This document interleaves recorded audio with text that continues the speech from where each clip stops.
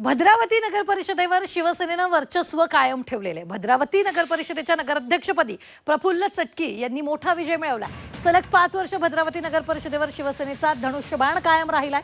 उत्तम व्हॉलीबॉल खेळाडू आणि चिकाटीचे प्रशिक्षक अशी चटकी यांची ओळख आहे. विशेष म्हणजे केंद्र आणि राज्यात सत्तेत असलेल्या भाजपचे नगराध्यक्षपदाचे उमेदवार अनिल धानोरकर 3ऱ्या स्थानी फेकले गेले.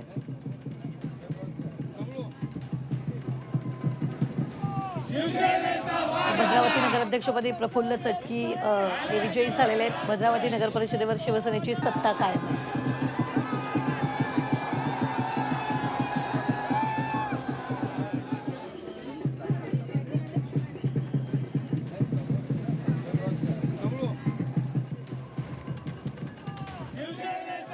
तर यवतमाळच्या पुसद नगर परिषद निवडणुकीत राज्यमंत्री इंद्रनील नाईक यांच्या पत्नी मोहिनी नाईक विजयी झाल्या. राष्ट्रवादी काँग्रेस अजित पवार पक्षाकडून नगराध्यक्ष पदाच्या उमेदवार होत्या मोहिनी नाईक. 645 मतांनी त्या विजयी झाल्यात. मात्र या विजयानंतर भाजपचे माजी आमदार आणि मंत्री इंद्रनील नाईक यांचे चुलत बंधू निलय नाईक यांना धक्का बसलेला.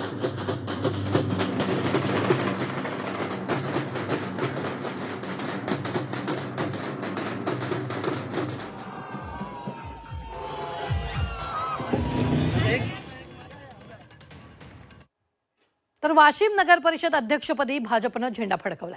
अनिल केंदळेंचा 7,969 मतांनी दणदणीत विजय झाला. तर शिवसेना उद्धव बाळासाहेब ठाकरे पक्षाच्या उमेदवार रेखा मापरींचा पराभव झाला. जिल्हा प्रमुख खासदार संजय देशमुख यांनाही मोठा धक्का बसलेला आहे.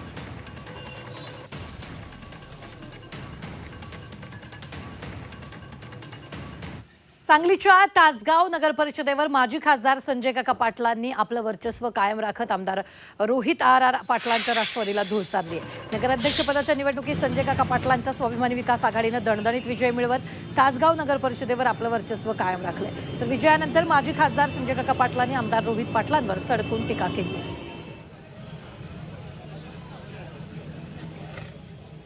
लोकांच्या कामासाठी पद दिलेले. तुमच्याकडे 40 वर्ष आमदारकी आहे. तुम्ही कसे निवडून आलात, कोणाची मदत घेतली, कुठं बसलात, कुठल्या समाजाची मतं घेऊन तुम्ही केलं, ते सगळं पुराव्यानिशी आम्ही उद्याच्या काळामध्ये दाखवू.